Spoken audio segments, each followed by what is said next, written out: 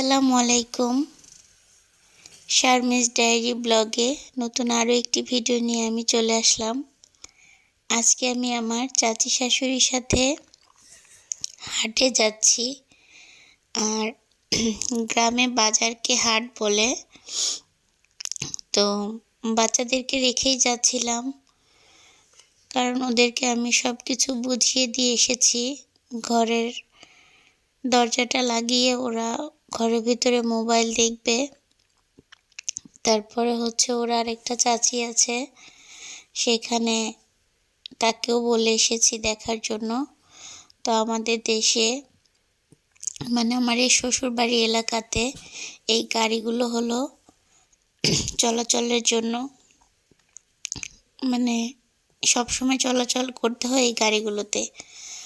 তো যেতে যেতে গল্প করতে করতে আমি আর চাচি শাশুড়ি চলে যাচ্ছি বাজারে এই ভ্যানে। গ্রামের প্রকৃতিটাই অন্যরকম। তো কথা বলতে বলতে বাজারে চলে এসেছি। তো এখন আমি ওনাকে ভাড়া দিলাম।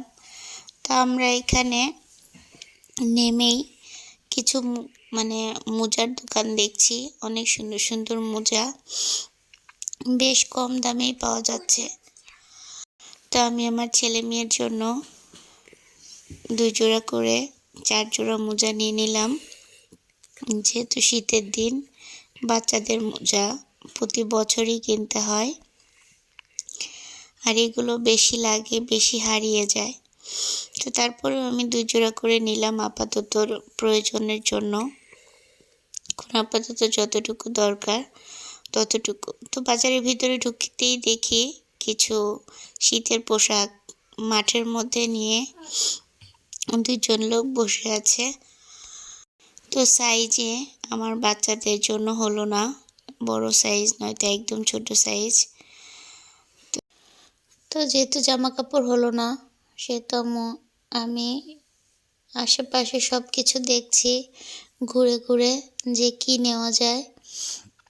তেমন একটা বাজার করব না, শুধু মাছটাই কিনবো আর হালকা পাতলা সবজি কিনবো। বেশি সবজি কিনবো না, কারণ নিজের ফ্রিজ নেই। অন্যের ফ্রিজে কত জিনিস রাখা যায়। তো মাছও আমি অল্পই কিনবো, যেন অল্প অল্প খেয়ে শেষ করে আবার টাটকা মাছ কিনতে পাওয়া যায়। আর সব মাছই তো তাজা এখানে। যে মাছটা দেখি সেই মাছটাই কিনতে ইচ্ছা করে। তো মাছের বাজার দেখেন কি অবস্থা।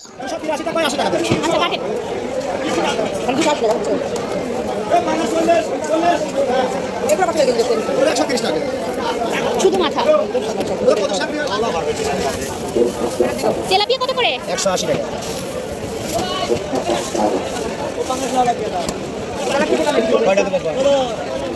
এই পুঁটি মাছগুলো কত করে?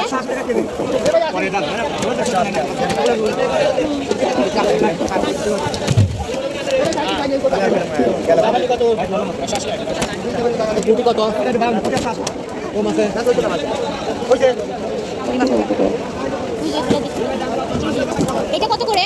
220 টাকা বেশি, 200 টাকা কিলো। কাশি কোনগুলো শাক লাগছে? এগুলা রুই আপনি দেন। রুই কত করে? 320 বেশি, 300 টাকা দাও, 300। এগুলো একটা কতটুকু হবে? কেজি আছে।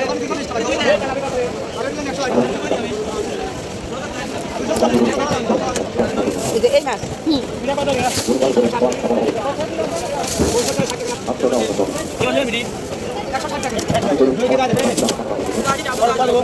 ঠিক আছে, দাম কত? 500 টাকা।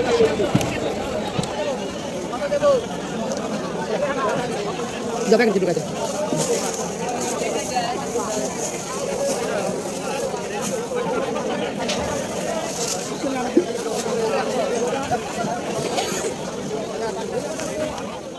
তো আমি মাছ কিনলাম 2 রকমের বড় মাছ, একটা পাঙাশ মাছ আর আরেকটা ওটাকে জাপানি রুই না যেন কি বলে। তো 2 রকমের 2টা মাছ নিলাম। যেহেতু বাচ্চারা ছোট মাছটা খেতে চায় না, ওরা বড় মাছটা বা মাংস, মুরগি এগুলোই পছন্দ করে। তো আমি এই দোকানে চলে আসলাম যে নুডলস কিনবো। তো নুডলস কিনে নিয়ে টুকটাক কিছু বাজার নিয়ে আমি চলে আসলাম। বাজার করা শেষ, কিছু সবজিও কিনেছিলাম। এখন আমরা চলে এসেছি গাড়ির জন্য।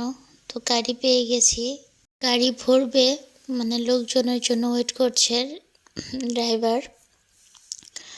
তো গাড়িটা ভরলে আমাদের গাড়িটাও ছেড়ে দিবে।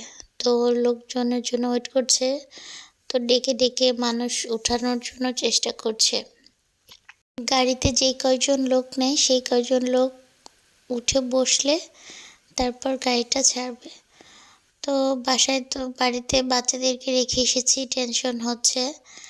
আর তাড়াতাড়ি যাওয়ার জন্য বলছি ওনাকে গাড়িটা ছেড়ে দেওয়ার জন্য। তো উনি গাড়িটা ছেড়ে দিল। আর আমি একটু এই যে এখানে মিলাদ মাহফিল হবে, তো সেখানটার একটা ছোট্ট ভিডিও নিলাম।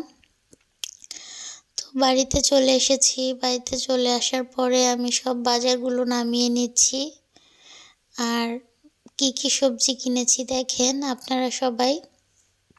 অতটা সবজি কিনিনি আমি, 2-1টা সবজি কিনেছি, কারণ বাচ্চারা তো সবজি খেতে চায় না।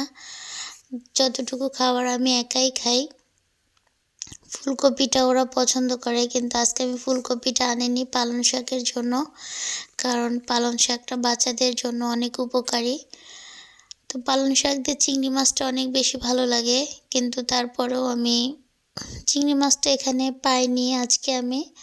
তো যার জন্য পালং শাক এনেছি। থাক, বড় মাছ দিয়ে ওদেরকে রান্না করে শেখাতে হবে, কারণ সব কিছুই খেতে হবে। সব কিছু খেলে সব কিছুর পুষ্টিটা পাবে। তো আমার ভিডিওটা কেমন লাগলো অবশ্যই জানাবেন, এবং যদি ভুল ত্রুটি হয় তাহলে ক্ষমার দৃষ্টিতে দেখবেন। লাইক, কমেন্ট এবং সাবস্ক্রাইব করে আমার পাশে থাকবেন। আর এই তো মাছগুলোকে আমি কেটে ধুয়ে পরিষ্কার করে আমার চাচি শাশুড়ির ফ্রিজে রেখে আসব। মাছগুলো স্লিপ কাটছিল, যার জন্য আমি মাছগুলোকে এভাবেই কেটে নিচ্ছি। তো আজকের ভিডিওটা এ পর্যন্তই। আল্লাহ হাফেজ।